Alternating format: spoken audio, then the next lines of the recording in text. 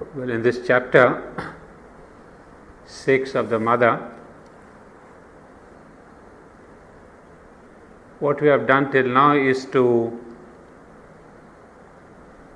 try and understand the description given by Sri Aurobindo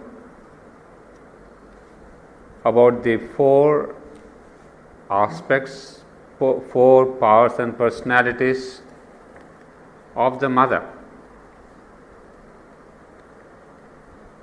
We have seen in detail these magnificent descriptions,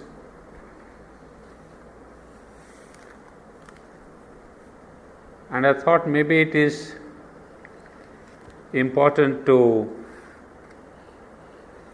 understand, that is, as much as possible, the difference between these four aspects of the Mother and the 12 attributes, because I feel there has been some kind of a confusion regarding these attributes, because various terminology has been used for describing these 12 attributes of the Mother. So I went through some of the literature, both in the agenda and the Mother's conversations and Sri Aurobindo's letters, trying to figure out what is the difference, or is there at all any difference, first of all, between the four aspects, the four powers, and the 12 attributes. So I have actually prepared it in two stages. Prepared, it means the presentation is in two stages. One, I like to take you through the four aspects, but from a different angle.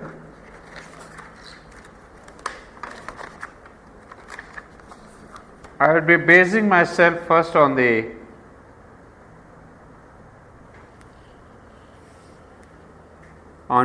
Mother's symbol,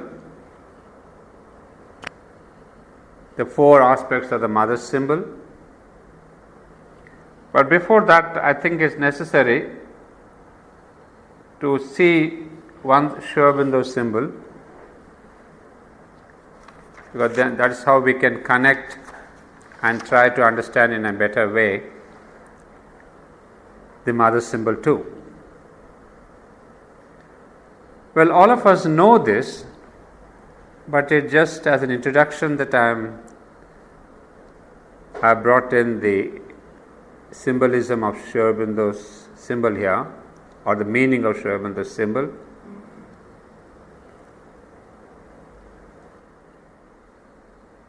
You see, the descending triangle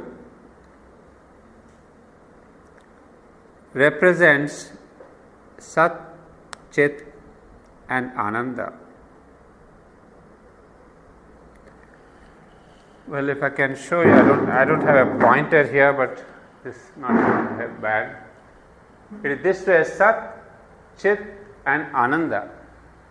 The descending triangle, Sat is the left one, Chit and Ananda, and then the ascending one represents the aspiring answer from matter under the form of life, light and love. So we have here life, light and love. You can see the correspondence between love and Ananda, and life and Sat, and light and Chit, because that's precisely the correspondence between Satchidananda, Sat, Chit and Ananda, and the ascending triangle of light, love, and life, light and love. And of course, the juncture of both the central square, is the perfect manifestation having at its center the avatar of the Supreme, the lotus. The water inside the square represents the multiplicity, the creation. Of course, I don't want to enter into too many details. We will see the mother symbol, but here you have a kind of, if I can say, the entire philosophy of Sri Aurobindo. You have the philosophy of involution, the philosophy of evolution, and then how there is a manifestation of the avatar from stage to stage. And then this question of multiplicity and the creation is also very important, because in Sri Aurobindo as well as in the Vedas and the Upanishads, the manifestation is a form of the Brahman himself, or the form of Satchidananda.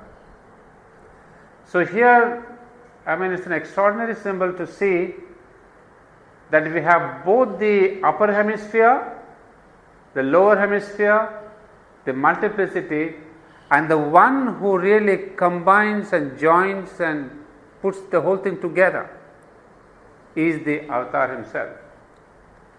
That is the role of the avatar, that who, as we have seen in the very first paragraph of this book, The Mother, where, if you remember, Sri Aurobindo writes here,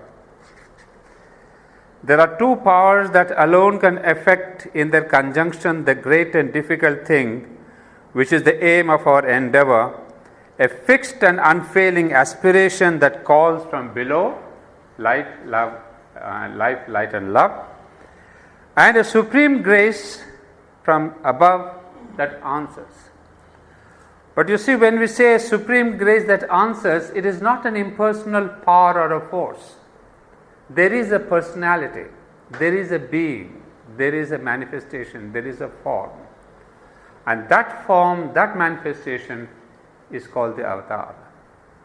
So it is not that when we pray to the divine, it's an impersonal force that comes down. There could be.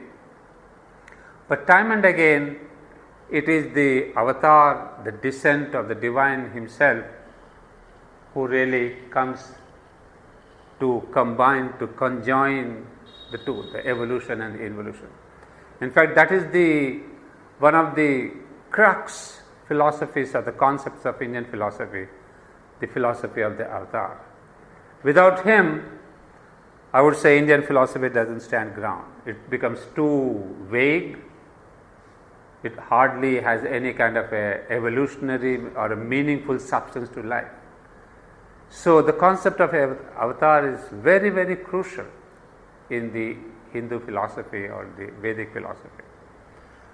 So that's why I'm amazed to see Sri Aurobindo's symbol here, that within one symbol you have almost the entire philosophy of Sri Aurobindo, and we can expand on that further, but I'm interested to go to the next one, because here, if you remember the word here, what the mother has written here, the lotus, having at its center the avatar of the Supreme, the lotus. And very interestingly, here she would say, it is the mother symbol, it is a symbolic design of the white lotus of the Supreme Consciousness, with the Mahashakti, the form of the mother as universal creation, at the center in her four aspects and 12 attributes. So please remember the word lotus, and that's what is this. So it's a kind of a thing, Sri Aurobindo's symbol you are seeing from a side, as if you see the lotus form and the petals and the leaves. Mother's is a kind of an aerial view of the same lotus. So you see, it's extremely interesting to see that this symbol is essentially the same as that of the Sri Aurobindo's lotus. So we have here, as we have seen, she says it is a symbolic design of the white lotus of the Supreme Consciousness, Now, what is the meaning given to us? Now, this is where I am going to concentrate. The central circle represents the divine consciousness. Okay? And I think all of you here, except I see maybe 2 new faces here, we have all gone through this chapter where we have seen what is the central divine consciousness, the Satchidananda, the Supreme. So, that is the divine consciousness. The 4 petals represent the 4 powers of the mother. Now, this central consciousness has a name, Aditi. So, although it's given as the divine consciousness, it is the Chit Shakti, the consciousness force. It is not the Satchidananda, it is the Chit Tapas, it is the consciousness force. Or as he writes here in the beginning, the one whom we adore as the mother is the consciousness force of the Supreme. So she is that Aditi representing in the middle. Now the 4 petals, of course, these are the 4 powers of the mother, and that's what we have studied till now in this chapter 6. Now what's interesting is the next line. The 12 petals, because it's a lotus, the mother calls these as the petals, represent the 12 powers of the mother. And that's where the whole confusion is set in. Because we are not able to understand, are these 4 powers the same as these 12 powers? But there is a clarification here, manifested for her work. That means these 12 powers are already manifest in this creation, in this evolution. So just as we have seen these 4 powers, the Maheshwari, Mahakali, Mahalakshmi, Mahasaraswati, are also manifested for the work of the mother. In fact, we have seen how she brings forth each of these aspects in each of these yugas, what we call in India the 4 yugas. So in the golden age, in the next age, in the Kali Yuga, in all these yugas, in each one of them we have seen there's one aspect of the mother which predominates. So these are 4 that are already manifest and helping this human evolution. Now the interesting question is, what about these 12 parts of the mother who are also manifested? I mean, they are part of the human evolution for her work. So many of us have called these as the 12 powers of the mother. And then for me the confusion came, then if these are the 12 powers, what's the difference between those 4 powers, the original powers and personalities as shown in the calls, and these 12 powers? So I started my research on this point. Where exactly do we stand with these powers? So we get a new hint from the mother. She says, it is a symbolic design of the white lotus of the Supreme with the Mahashakti at the center in her 4 aspects and 12 attributes. So for the first time we see she gives the clarification saying that these are 12 attributes. She doesn't use the word powers here. So what does it mean? The central circle represents the Supreme Mother, the Mahashakti. The 4 central petals are the 4 aspects of the Mother, and the 12 petals are 12 attributes. So she keeps now clarifying, and all the time she never uses again the word powers. That was the only time that she used was when she gave the symbolism and directly when she explained the symbol. Apart from that, in the rest of her classes, she has always mentioned the word 12 attributes. So now we begin to see that there is a difference, because here she calls it, 4 aspects, and previously she called them 4 aspects. You see, in both the quotations we have seen 4 aspects and 12 attributes. So now the mother is telling us that those 4 are different from these 12.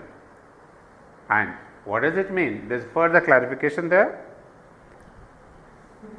Now, I would like to take you a little into the first one, that is the very first quotation where we saw what this central circle represents the Supreme Mother, the Mahashakti. So, I will take you from the center, the Mahashakti, once again the 4 aspects, not in the detail that we have done in the last couple of months, but just in gist, and then bring you to the 12 aspects. So there are 3 ways of being of the mother: the Mahashakti. There are 3 ways of being of the mother, of which you can become aware when you enter into touch of oneness with conscious force that upholds us and the universe. Well, these are all taken from the same chapter that we read, chapter 6 from the mother. Now, these are the things, 3 ways of being of the mother. And the first one, he says, is the transcendent. So we have first to understand what is the meaning of the word Mahashakti. Meaning in the sense, what does Mahashakti represent? Because unless we understand the meaning of the word Mahashakti, which is, she has all the time repeated saying that the central circle represents Mahashakti. The first one, the transcendent, the original Supreme Shakti, she stands above worlds and links the creation to the ever unmanifest mystery of the Supreme. The one original transcendent Shakti, the mother stands above all the worlds and bears in her eternal consciousness the Supreme Divine. Now mark here one thing. The transcendent, of course, these 3 ways, of course, we have explained in the class: the transcendent, the universal, and the individual. Now, what is this transcendent mother? She stands above worlds and links the creation. That means she is beyond creation. See, it is the universal Mahashakti, the universal aspect, which is connected with this manifestation and creation. But the transcendent is above, who is, as it says, links the creation to the ever unmanifest mystery of the Supreme. If you remember our classes, I had given you this philosophy of the Tat and the Satchitananda, or we can say of the Tat and the Sat. Tat is the unmanifest, and Sat is the first form of manifestation. Sat is, in brief, we call it as Sat, Chit and Ananda. Now, it is this Aditi, it is the Supreme Mother, the Supreme Shakti, who has brought forth, who has been, if I can use a common word, the midwife of creation. From the womb of the unmanifest, the mysterious unmanifest mystery of the Supreme, it is Aditi who has delivered Satchidananda. So she is the Supreme Mahashakti, the Supreme Shakti, and links the creation to the ever unmanifest. So that the Tat is always there, mystery of the Supreme. The one original transcendent Shakti, the mother stands above all the worlds and bears in her eternal consciousness the Supreme Divine. You see, the word bears is a very beautiful word. It sustains, it's like there is the womb. So the Aditi is the womb of the birth of Satchidananda itself.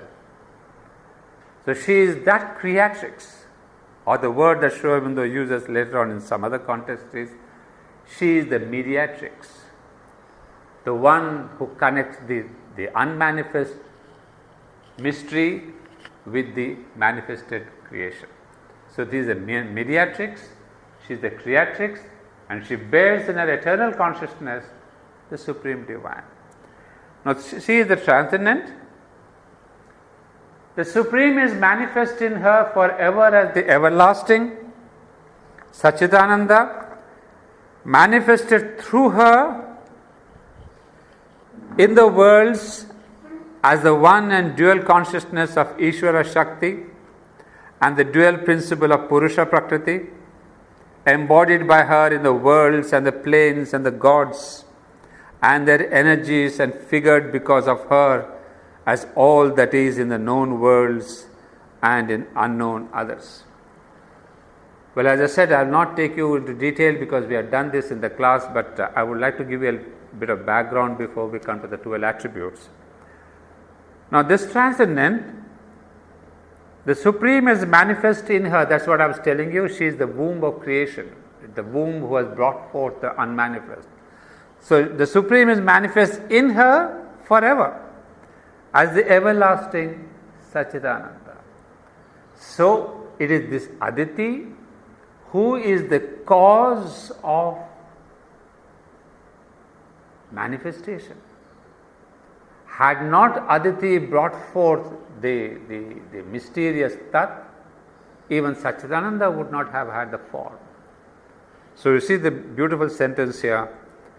And so it is Supreme, the Supreme is manifest in her, the Supreme is the Tat here, is manifest in her forever as the everlasting Satchidananda.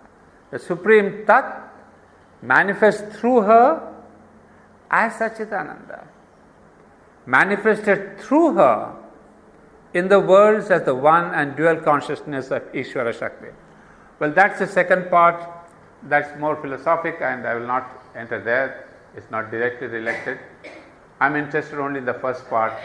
This we have done, Ishvara Shakti and Purusha Prakriti and all that. So I'll take you to the next quote. Again, all is she, for all are parcel and portion of the divine consciousness, conscious force. Nothing can be here or elsewhere but what she decides and the Supreme sanctions.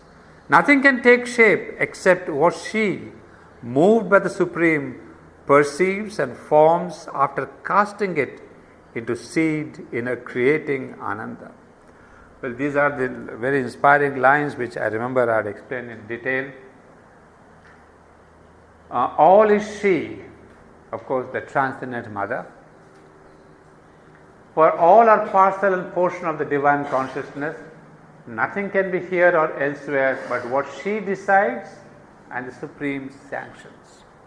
So there is a kind of a relation that she creates, but there's always the sanction of the Supreme. And we have seen this same role or the similar role between Mother and Sri Aurobindo. I mean, you read especially the 12 years with Sri Aurobindo by Nirodharan. You read Sri Aurobindo's umpteen letters that are there in all these volumes, SABCL 22, 23, 24. You'll always see, or sometimes it's very obvious, where the letters are addressed to Sri Aurobindo and to the Mother, and Sri Aurobindo answers them. And Sri Aurobindo says, Mother has agreed with me, Mother agrees with me, or we have discussed. There's always the ultimate sanction is coming with Sri Aurobindo. But the Mother is this executrix. She executes the sanction of the Lord. So here we see nothing can take shape except what she, moved by the Supreme, perceives and forms after casting it into seed in a creating Ananda. So that is the fundamental philosophy. Now it is no more philosophy. We see Sri Aurobindo putting it almost in the first person. Till now we can say the Upanishads tell us, the Vedas have told us, or this Shankaracharya tells us, or Ramanuja. We are quoting other acharyas, other books. But here we have Sri Aurobindo himself, out of his own experience, telling us almost in the first-hand experience. So it becomes much more alive, much more charged with meaning and consciousness and force. It's no more a kind of a hearsay, it is no more a kind of a book knowledge. It's the first-hand experience. So after that, we see the second aspect is the universal. Now here comes the word Mahashakti. That's the same word that was used in the symbol when we said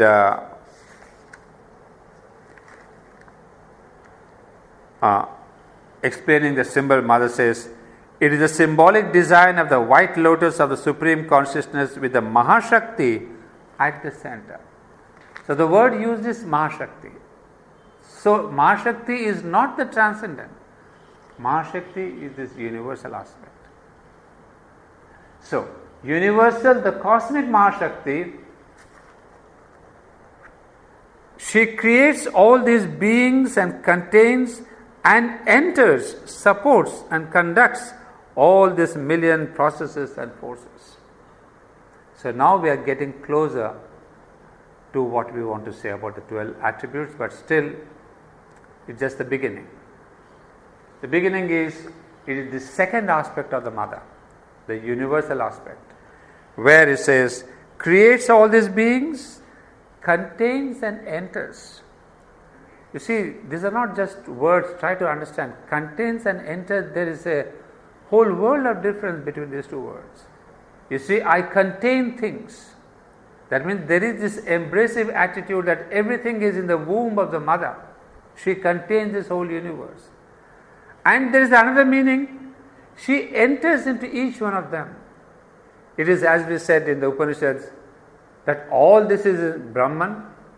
Brahman is in all and Brahman is all. The triple formula of the Upanishads. All this is Brahman. Brahman is in all and Brahman is all. So every matter, every book, every little atom that we see is Brahman himself. And yet the beautiful relation is, he is there within each one of it as a conscious force, as a conscious power, what we call the soul, what we call the psychic being, the human. I mean, it's a wonderful description, the triple formula that we say of the Vedas. So we see the same formula here, contains and enters and supports and conducts all these million processes. Well, that is this universal aspect. We have one more line here, again about the Mahashakti. It says, the Mahashakti, the universal Mother, works out whatever is transmitted by her transcendental consciousness from the Supreme and enters into the worlds that she has made. Her presence fills and supports them with the divine spirit and the divine all-sustaining force and delight without which they could not exist. This is a greater detail of the same concept, but let me go through that because I'm trying to understand the word Mahashakti. What is this concept? So we see the Mahashakti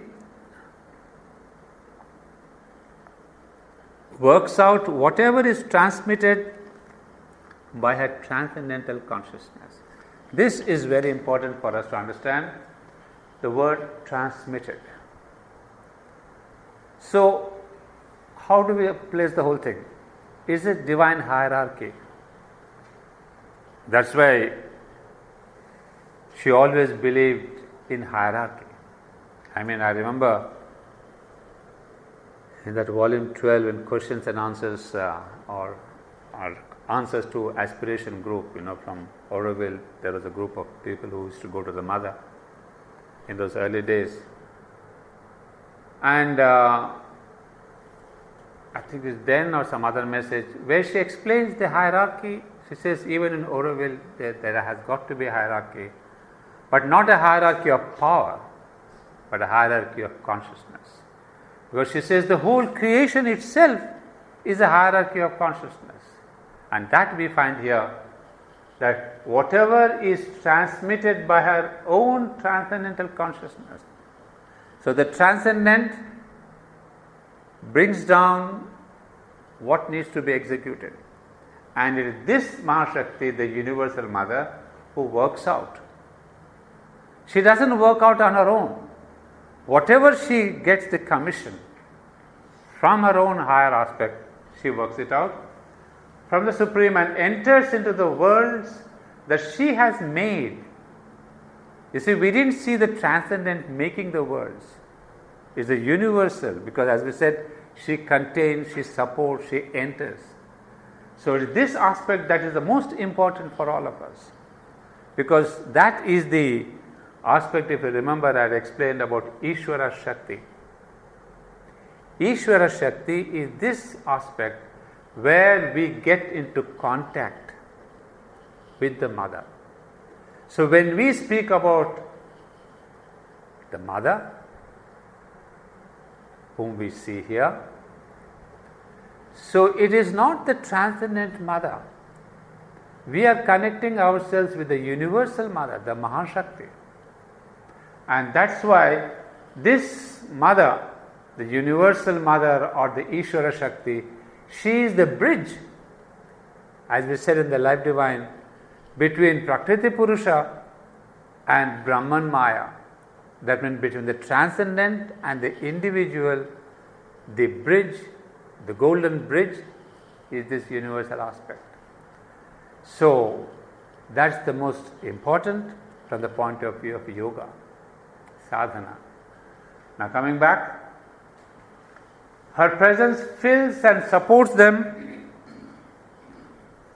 with the divine spirit and the divine all-sustaining force and delight, without which they could not exist. Now another description. Each of the worlds is nothing but one play of the Mahashakti. So the same universal Mahashakti, of that system of worlds or universe, who is there as the cosmic soul and personality of the transcendent mother. Each is something that she has seen in her vision, gathered into her heart of beauty and power, and created in her Ananda.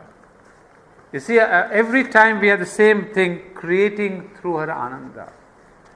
Because Ananda is always the creative consciousness. Creation, any kind of creation, be it a beautiful painting or making a sculpture or making a little beautiful garden, it is always to the aspect of joy. And to give you a little example, what Linda does here, I'm sure, a thing of beauty created out of joy. You know that wherever there is joy, there is beauty and creation. But it has got to be sustained by some creating Ananda. So even on this transcendental level is saying that here, each is something that she has seen in her vision. Everything is seen and foreseen and gathered into her heart of beauty and power. Now there's one thing that I would like to, maybe I may be mistaken here, but that's what is my understanding. Each of the worlds is nothing but one play of the Mahashakti of that system of the worlds and universe, who is there as the cosmic soul and personality. Now what are the different personalities?